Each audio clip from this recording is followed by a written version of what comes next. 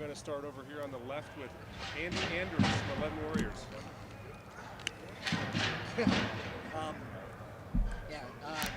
Just wanted to, you mentioned the offensive line recruiting class guys earlier. I just wanted to get your thoughts on those guys and how you felt that was addressed. I know you said you felt that was a really strong position that you guys hit.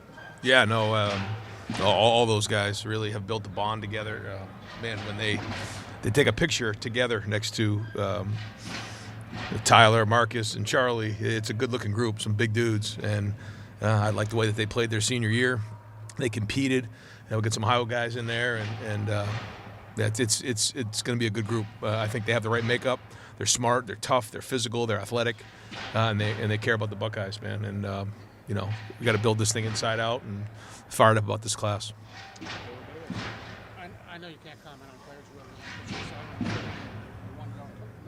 has not. How much do you kind of empathize with his situation? Right. Where this coach, the guy who's been recruiting him, is gone? How much is it on you as Ohio State and not having things drag out? Yeah, no, it's. I've said it before. I said it in the past before we were in these types of situations. This certainly.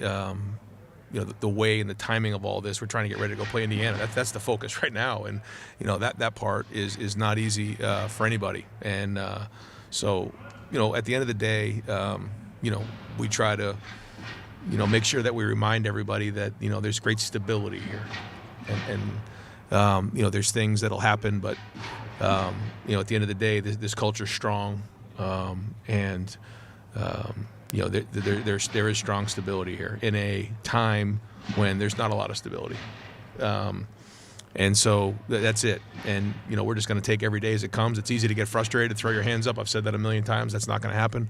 So we're just going to keep pushing and moving forward, and make sure that everybody understands that in this world where there's a lot that comes with it. This is still about relationships, and we're going to pour into these players and into these coaches, and that's our job. And so while it changes, it's still about that part of the game of football and coaching, and that's not going to change here at Ohio State. So we just got off the field. My mind's on Indiana and playing this game, but at the same time, we just had signing day today, which is just amazing to me. But we're going to keep swinging away, and we have to make sure we're doing everything we can to make sure our roster is as good as anybody in the country.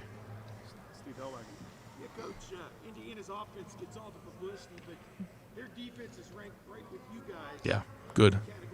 Excellent defense. They're fast, they're quick. They do use their hands really, really well. Opportunistic in terms of creating turnovers, get their hands on a lot of balls. They're as good as anybody in the country.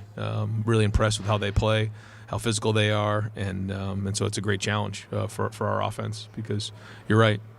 It's not just one phase. In all three phases, they're as good as anybody in the country. It's the reason why they're ranked number 2 in the country. This is a really, really good football team that it's going to be a battle on Saturday night.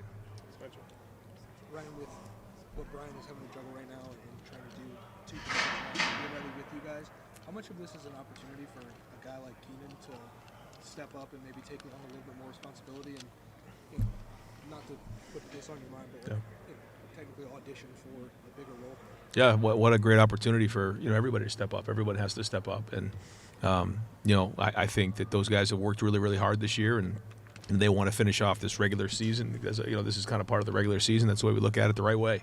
And when you're a coach, it starts with recruiting, and then it goes to development of players, and then scheme, and everything, the game planning, and then everything that comes with it. And so when you look at those guys in a room, they've all been a big part of that this year, and now they all have to step up even more. And like you said, you can look at it a bunch of different ways, and this is an opportunity. So looking forward to seeing how these guys, do the rest of the week and throughout the month. Ryan, how is the game playing, for instance, last week when you knew you're going to be outdoors, maybe bad weather, versus this week when you know you're going to be indoors? How does that affect how you guys think about the game plan? A little bit. In terms of, you look ahead to see, maybe if there was going to be wind or snow. As we got closer to the end of the week, we knew there was going to be some snow possibly in the second half, and that forecast was pretty accurate for about 3 or 4 days out. That's usually not the case in the Midwest in November. Usually, if it says it's going to be one thing at like midweek, as you guys know, it's not that way on Saturday. So we're always ready for everything. when you're playing in a situation like this, as you can tell, we turn the heat up in here and want to make sure the guys know they got to hydrate. I mean, it's a different, it's 40, 50 degrees different than the way we've been practicing and playing. But we knew that was going to be the case, and so we've been practicing in these conditions, and it'll be a clean game and a fast track. Two more, Cameron T. Indiana, like you just talked about their defense, they love to play with all three of their linebackers on the field. They trust them in pass.